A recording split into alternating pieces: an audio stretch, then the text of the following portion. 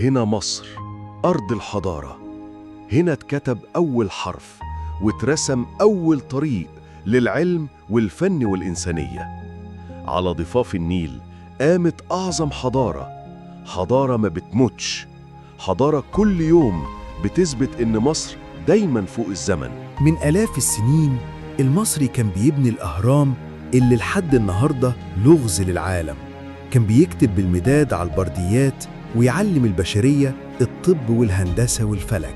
إمحوتب مش مجرد اسم، ده أول مهندس وطبيب في تاريخ الإنسانية، واللي بعده آلاف العلماء اللي خلوا مصر منارة للعلم، مش للعرب بس، للعالم كله. ومع كل عصر جديد كانت مصر بتطلع للعالم علماء عظماء، من الأزهر الشريف اللي كان ولا زال جامعة بتعلم الملايين، لعلماء زي الحسن بن الهيثم اللي فتح عيون البشرية على أسرار البصر والضوء. وفي العصر الحديث خرج من مصر عقول زي علي مصطفى مشرفة اللي حط أسس علم الذرة، وأحمد زويل اللي خد نوبل في الكيمياء ورفع اسم مصر في السماء. بس السر الحقيقي مش في الحجارة ولا في المعابد، السر في شعبها. شعب ضحكته بتتحدى الصعاب، قلبه بيحب الحياة، وإيده اللي بتزرع وتبني وتبدع.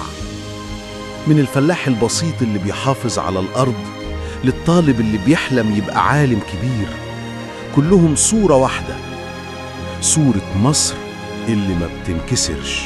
مصر مش مجرد بلد، مصر روح.